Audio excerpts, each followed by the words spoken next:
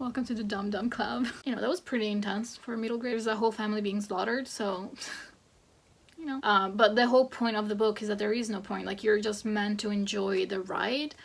And personally, I did not enjoy the ride. No, it's not that they don't get it. It's that it's truly just bad. Hello, and welcome to my channel. I'm Sylvia, and today I'll be doing a book wrap-up. And you cannot see them, but I have my stack of physical books here. And Lamby's interrupting me. It's a tradition at this point.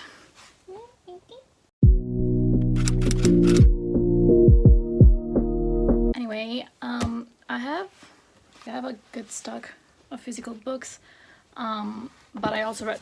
Ooh, great!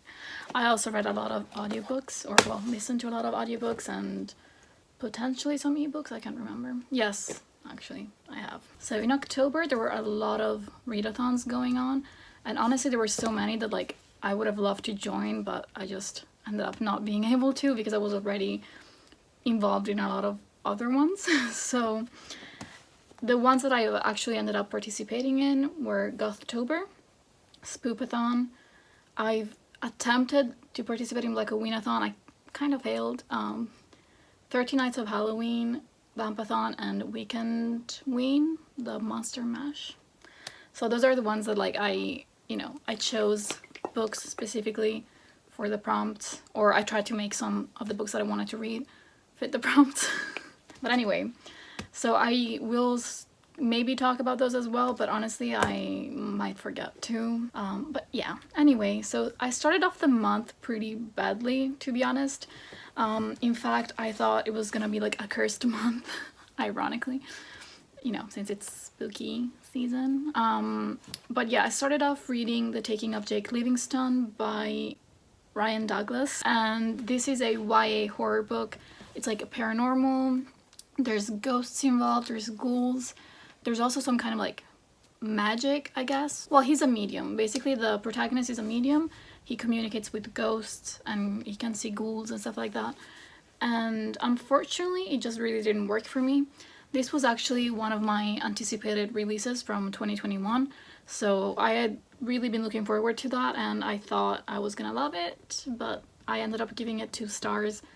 Honestly, I found it really confusing. There were certain elements of the story that just kind of, I don't know, just made things a lot more complicated than they needed to be. And I thought the pacing was a bit too fast for my liking, but in general, I think YAs tend to be a bit more fast-paced compared to adult books. Maybe it's a generalization, but that's how I felt.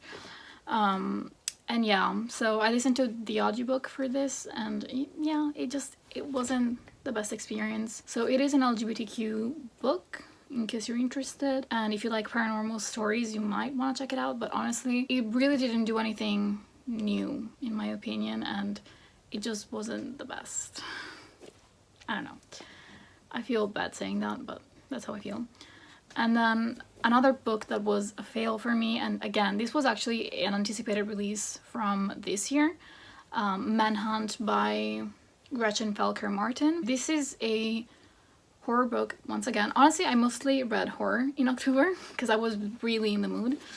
But it's a dystopian horror, so it's set in like a futuristic society where men are basically turned into monsters. They're kind of like zombies, I guess you could say, but they're like sex-driven zombies. So yeah, very disturbing. So this book is written by a trans woman author, and unfortunately because of that, a lot of TERFs ended up hearing about the book, and the book, it does feature trans women as the main characters, and you know, a lot of secondary characters are women in general.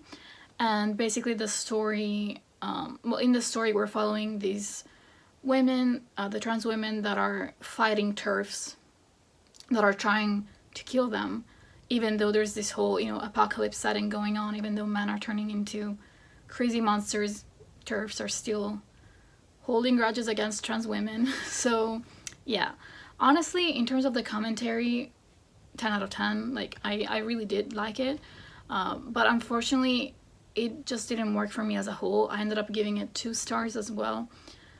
There were definitely elements that I enjoyed. I think the horror is really disturbing in nature, to be honest. Like the monsters themselves, like the the man, holy shit, really disturbing. Trigger warnings, you do need to look them up if you need that. Definitely there's a rape scene early on which was horrifying to read. But yeah, there's a lot of shit going on in that book, so look up trigger warnings if you need them. But yeah, I don't know. I think I wrote a review on Goodreads, but I can't remember what I even said on that. But in general though, I guess it was a bit too aggressive, which is fair. Like, you can definitely see the anger from the author coming through, and I love that, actually. I love that for her. Like, I love being able to really see the author, like, being passionate about, you know, what they're talking about. But I don't know. It just didn't work for me as a whole, unfortunately. So yeah, that was mostly the reason why I'm giving it a 2 stars. And I feel bad because, again, because of the TERFs finding out about not only the fact that the author herself is a trans woman, but also what the book is about, and about, you know, trans women fighting TERFs.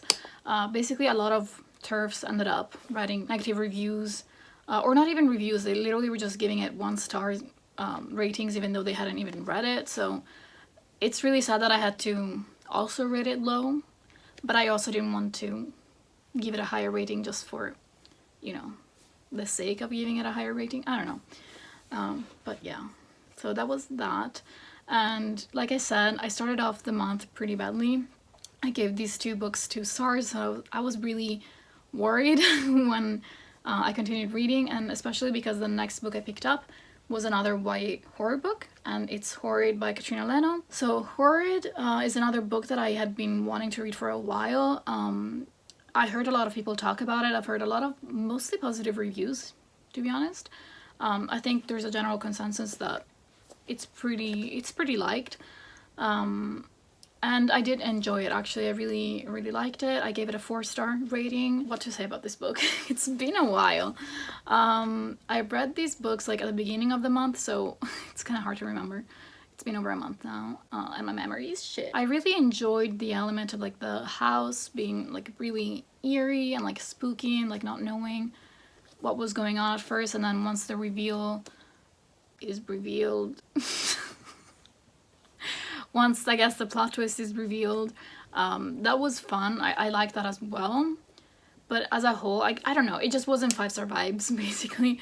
Also, there was this kind of like romance question mark going on, which like I really could have done without. It was so useless. I didn't see the point of that character existing at all, to be honest. Like the love interest character, he was completely useless. Like, he didn't add anything to the story. So yeah, I really didn't get that, but I enjoyed it as a whole, and I would definitely recommend it if you like ghost stories, or like haunted houses. Yeah, anyway, but I think for a YA audience as well, like, it's a really good... That sounds so condescending. What I mean is, like, even a younger teen would probably like enjoy that, or would get a lot out of that. So yeah, I think if I'd read that in high school, I probably would have loved it and given it 5 stars, to be honest. But anyway, next I read another YA horror. Actually, there's quite a bit of YA horrors, which is so weird. Literally, I think 2022 I barely read any YA, and then like in October alone I read several, and it's kind of crazy. Anyway, next I read The Weight of Blood by Tiffany D. Jackson, and holy shit, it was so good. I loved it so fucking much. Like, 5 stars if you couldn't tell. This is a retelling of Carrie by Stephen King, which I haven't read. Fun fact, I haven't read any Stephen King books, but I watched the movie, like the new movie. No, wait, did I watch both? Yeah, I watched both, the original, and then I watched the 2012, was it 2012? The one with Chloe Moretz. Anyway, I love the movies, like both of them, but I feel like this retelling was so much better than that. Like, I feel like it just gave it that extra oomph.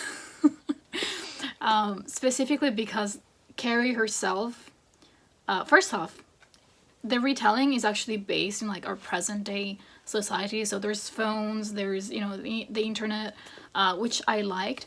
And instead of having just like a, not that there's anything wrong with that, but instead of just having like a white girl from the South who doesn't know anything about, like, you know, her body or whatever, you know, because of her really conservative mother, instead of that, we actually have a mixed young teenager who is living with her father, who's white and who basically is incredibly racist, and so he forces her to pass off as white her whole life until eventually, because of circumstances outside of her control, she's exposed.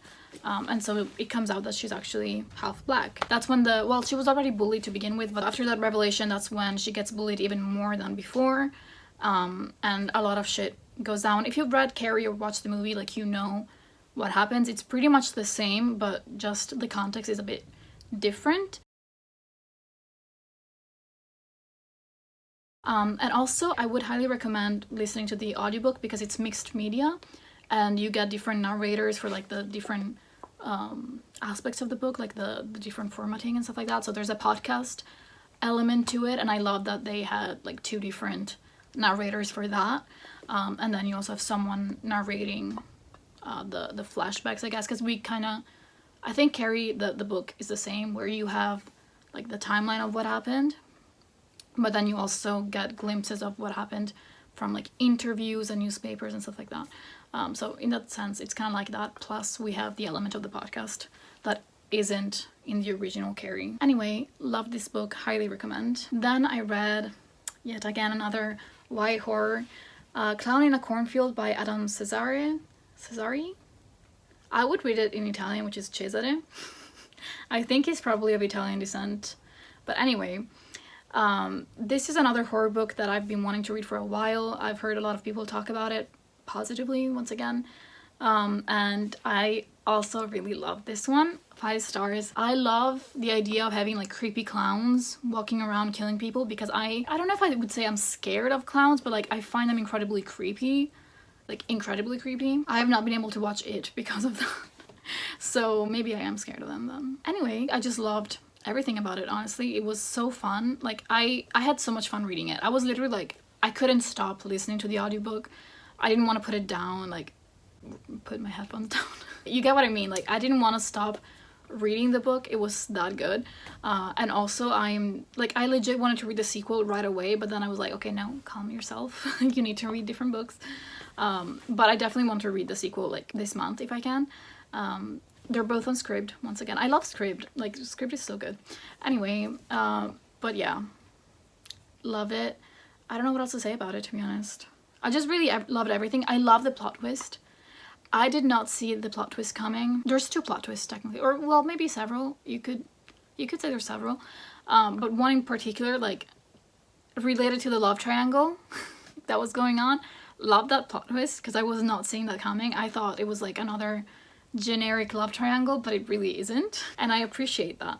And then there was another plot twist with like some of the, I don't know, I don't want to say it actually because it could spoil it, so I'm not gonna say that, but I did really appreciate the different plot twists, so highly recommend. And also, side note, you should know going into that, because I saw some reviews that were complaining about the clown element.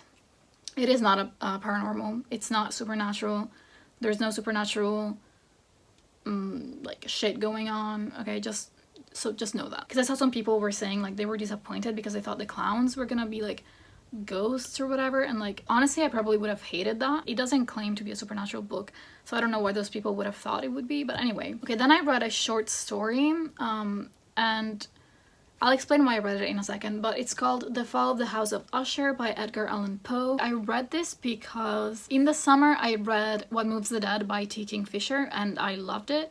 I can't remember if I gave it a 4.5 or a 5 star, but I really, really loved it.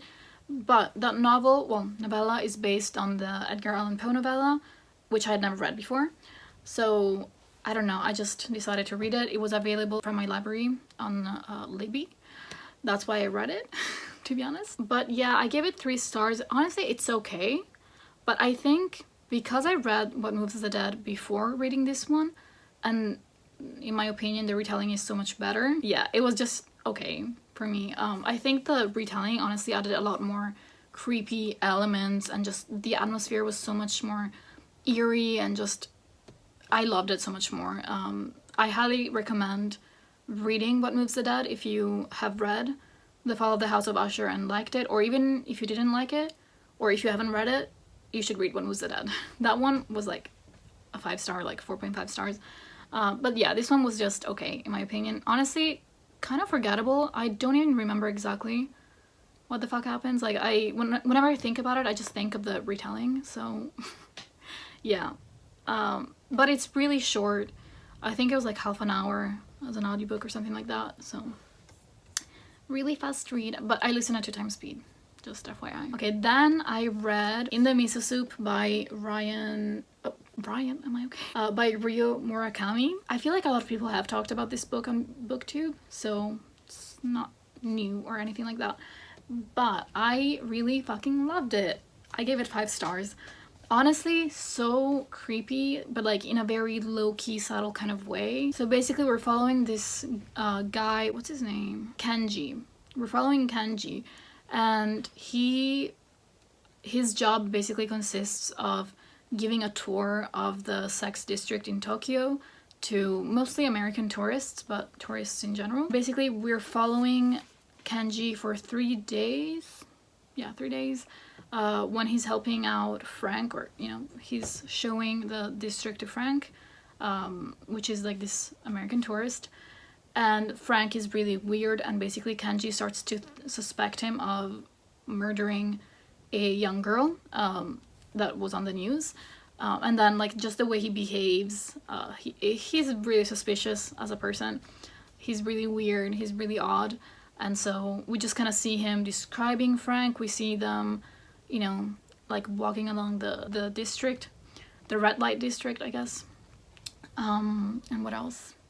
I don't know. I just loved it because it's one of those types of horror books that, like, it's mostly like creepy in the descriptions of Frank. There is a gory scene towards the end. There is a gory scene towards the end, but for the most part, it's mostly just the eeriness that comes from this person, Frank, and how creepy he is and his behavior and everything. I really loved it. Like, I love horrors that are mostly just about the vibes and the atmosphere.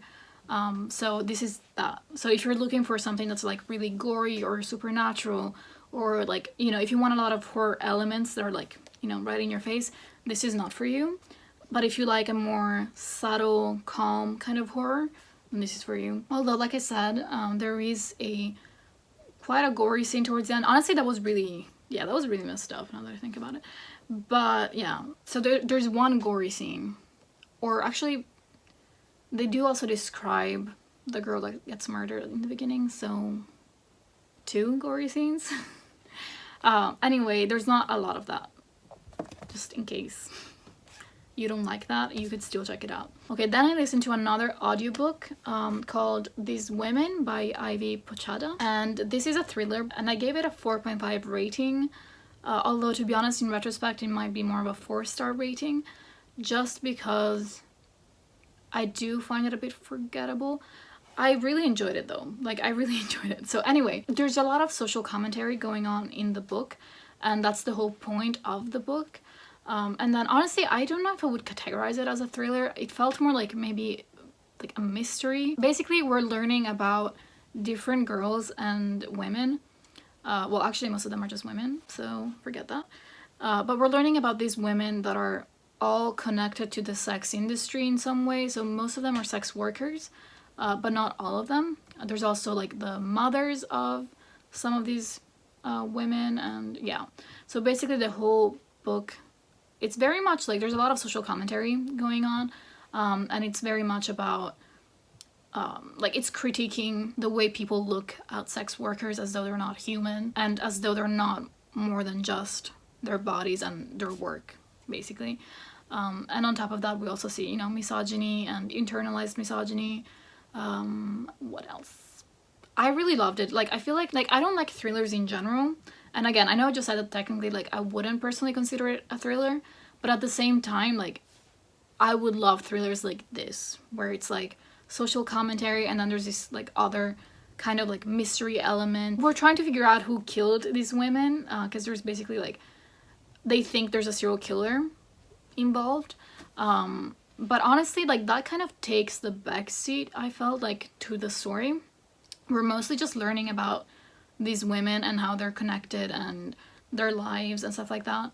which personally I loved. Like, I loved having that as the main focus, and then at the same time, as the story progresses, you're also learning a bit more information of all these women, and then as a result, you're also learning a bit more about what might have happened and who could have done it. So yeah, and it was really good. I really loved the writing style. I definitely would want to read more from her. But yeah, so I don't know, like 4.5, 4 stars, I'm not sure. Because the ending specifically was so bizarre. Like, it was so out of left field. It felt kind of unnecessary. So I was a bit taken aback by that. And I feel like now whenever I think of that book, I think of that ending. But as a whole though, I really, really loved it. It made a lot of great points about, you know, society's view of sex workers and the sex industry and all of that. So yeah, highly recommend. Okay, then I read the novella Night of the Mannequins by Stephen Graham Jones, and I really enjoyed it. Stephen Graham Jones, I've only read 2 books of his prior to this one, and those were The Only Good Indians, which I loved.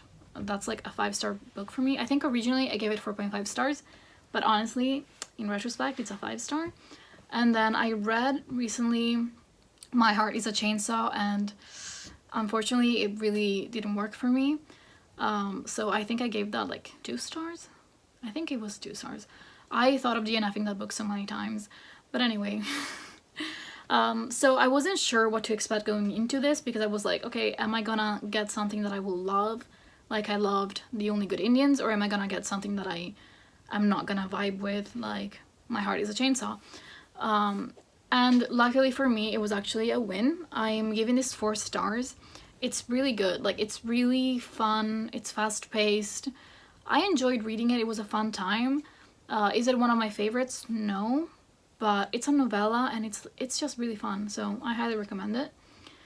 And basically, it's about this one mannequin mostly just coming to life and causing a lot of chaos. And also, is it actually coming to life and causing chaos?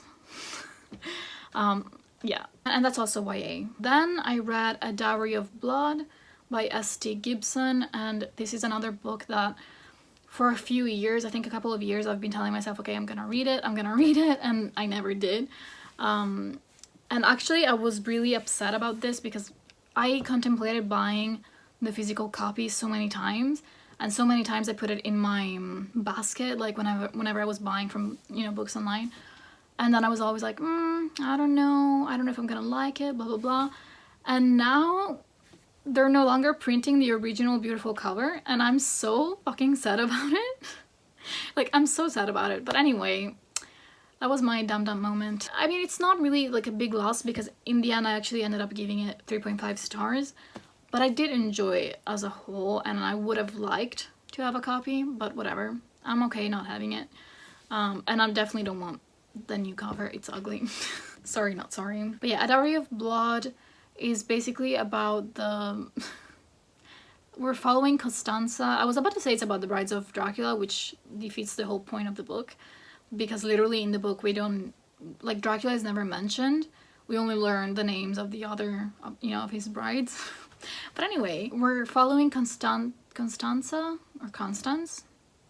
What's her name again? Anyway, Constance, or Constanza? Oh shit, whatever. Her, and then, oh, what's the other one called? Fuck. I remember Alex, I think. Whatever, it's about these 2 women and this guy, and they were all Dracula's lovers.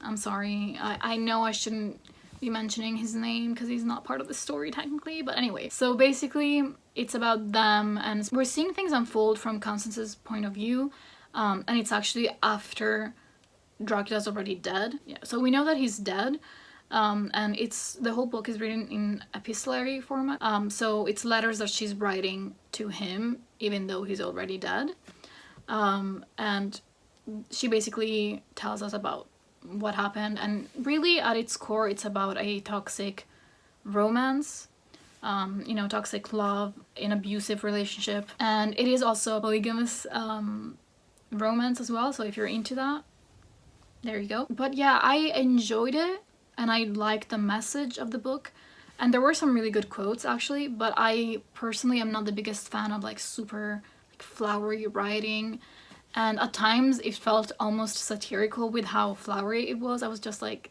damn, like she's really feeling herself. I don't know, it just reminded me of me when I was younger, and like in my head I was like, oh, I'm gonna be a writer, and like I would just write like this, what I thought were like luscious, you know, descriptions and, you know, all these metaphors, and then it's like, you know, calm down, it's not that deep, you know what I mean? That's how I felt reading it. At times I was laughing at how extra the writing was. No offense. I mean, if that's your thing, you would probably love that. It's not really my thing. So yeah, 3.5. And then I didn't even know that there was a kind of sequel. But yeah, there's this kind of like novella sequel to A Dowry of Blood, and it's called An Encore of Roses. It's free, you can find it online. I did not rate it because I didn't realize that it was gonna be basically just like smut. That's all it is, basically. And it's not meant for me. Like, I just wasn't interested in that at all. So I read it because at that point I was like, oh, well, I might as well. But yeah, I just decided not to rate it though, because it's like, okay. I think if you ship the people like from the first book, from A Dowry of Blood, then you would probably enjoy An Encore of Roses, but if you don't really care about their relationship, then you probably wouldn't want to read the sequel. Next, I read Babel. I do not want to kill myself with this. Jesus. Yeah, I read Babel. I swear to God, I kept calling it Babel in my head, and then I listened to the audiobook, and they call it Babel, so I was like, oh, okay, it's Babel. And then I started calling it Babel, and then I heard someone else talk about it, and they were calling it Babel, and I'm like, oh, it's Babel. It's not Babel, it's Babel. Anyway, so I read Babel by R.F. Kuang. She's the author of The Poppy War, which I fucking love so much, even though I still haven't read the sequel. Embarrassed. I am very embarrassed. Are you not ashamed of yourself? Are you not embarrassed? This is really embarrassing. Anyway, but I loved Babel. No, bitch. I loved Babel. And I bought the copy after reading the audiobook. Well, listening to the audiobook. So there's no annotations or anything. I'll definitely reread this eventually and annotate it because I loved it so much. 5 stars. This is so fucking great. Like, it's so good. Wait, did I really read this in October? Yeah, I guess I did.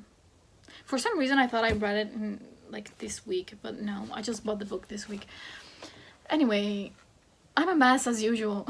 Okay, so Babel is about...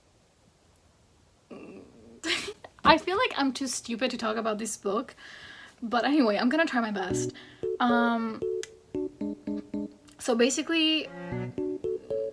No, I can't do it. So it's a fantasy dark academia, and it's about how revolutions are made, begun, like how they are ignited, how... Yes.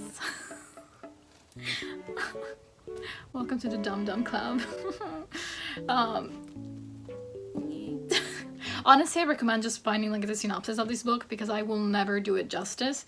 But just know that it's fucking great. Like, the author, R.F. Kuang, she's a fucking genius. Like, she's a genius. She's smart as fuck. So, yeah. But basically, it's about imperialism, it's about colonialism, it's about translations. It says on the back, an act of translation is always an act of betrayal. And if you read the book, then you'll know why. But okay, basically, really fast, the synopsis is that we're following Robin, and he's Chinese, but he is starving to death in his hometown in China, and so he is quote-unquote rescued by this white man who has the ability to turn silver into like anything. Like, basically in this society, if you have silver and you know multiple languages, or at least 2 languages, you can, by using translations, change the silver, like the nature of silver, and I think you can do like anything with that, I guess. Look at me not even remembering basic information from the book, but anyway, But yeah, so basically this man ends up saving Robin's life, and he brings him back with him to the UK from China, and he teaches him English, and he also makes him keep like his knowledge of Cantonese or Mandarin. Wait, no, I think he makes him learn Mandarin, or like he speaks Mandarin, but he also retains like Cantonese. So Robin speaks both Mandarin and Cantonese, I think, and then he also speaks English. And basically am I okay? Once he's in the UK, he's basically being prepped to go to Oxford, because in Oxford there's this Tower of Babel, which is the translation tower. There it is, right there. And so basically a lot of people of color that usually wouldn't be included in society, especially not at Oxford, they are actually invited to Oxford to become translators, which means that they can work the silver. And it basically shows you how imperialism benefits off of colonialism.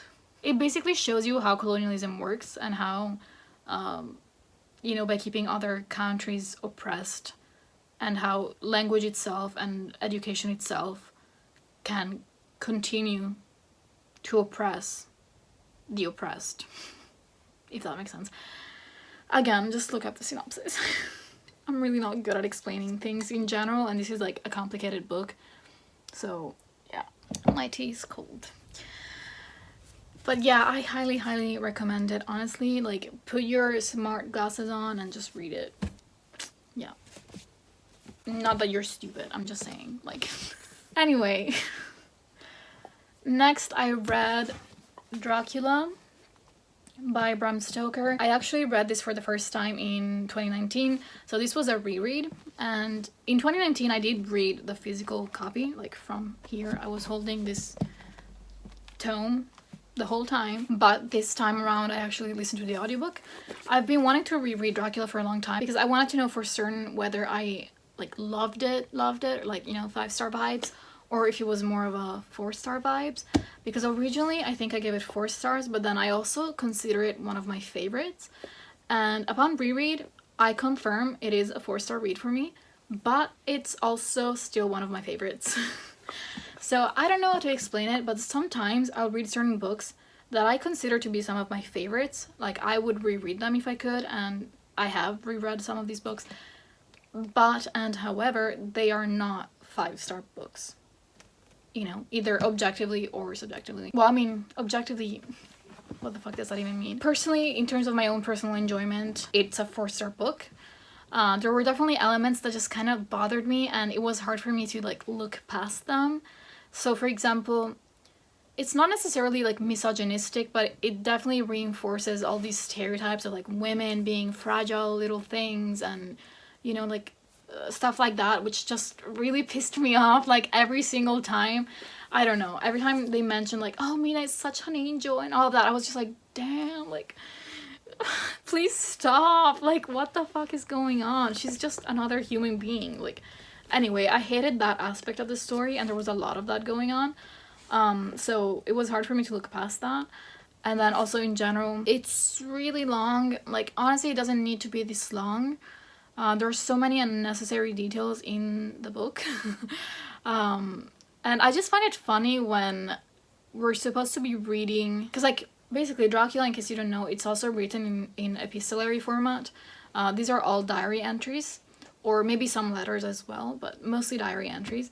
And I find it so funny when you're reading a book that's in that format, but it's like recounting what happened. So it's like you're basically getting flashbacks of what happened, but somehow like these characters are able to remember everything that was going on, like the exact details and the exact words used during every single conversation they had, and it's just so unbelievable. And like, I get it, like it's, you know, a fantasy, like there's a whole fucking like not just Dracula, but like vampires exist. I know it's so stupid for me to focus on such tiny details, but I can't look past that. Like, I'm always like that. I like get so hung up on small unnecessary details, but I cannot, like they just make me so annoyed. Like I'm just so mad.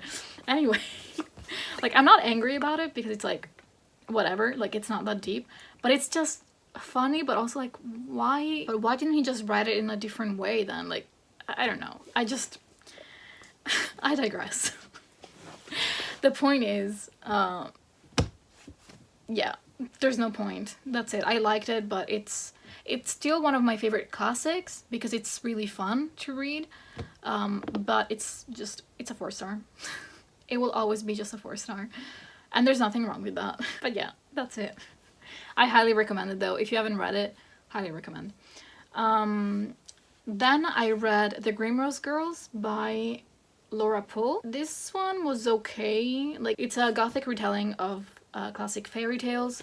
And there's like a bit of a spin on that. And there's like a lot of different LGBTQ plus characters. There's a lot of like representation and stuff like that. So I enjoyed those aspects of the book, the diversity, the disability rep, but overall I found it a bit boring and it just wasn't for me. Anyway, I gave this like a 3.75 rating, which is, it seems kind of odd. For a long time I didn't understand like the 0.25, 0.75 types of ratings, but they just make sense to me now. Like, I'm just like, yeah, it's a 3.75, like, because it's more than a 3.5, but it's not a 4-star, you know? However, in retrospect, I think it's actually a 3-star. Yeah. I change my mind a lot when it comes to ratings, especially because, like, I tend to be a lot kinder in my ratings when I'm first done reading a book, as opposed to, like, when some time has passed. But yeah, anyway. Then I read The Graveyard Book by Neil Gaiman. This is a middle grade horror book. Honestly, it's labeled as horror, but like really the only reason why is that, well, okay, I was gonna say it's only because there's a vampire basically, or like werewolf, or, you know, ghosts. But also I will admit, the opening scene of the book, like, that was pretty, you know, that was pretty intense for middle grade, I guess. You know, there's a whole family being slaughtered, so, you know. Other than that, though, it's not really horror, in my opinion. It's not like Coraline, the best book Neil Gaiman has ever written. I disagree. Coraline is so much better, in my opinion, in terms of, like, the story and, like, the plot and everything. This one was kind of boring. I gave it a 3.5.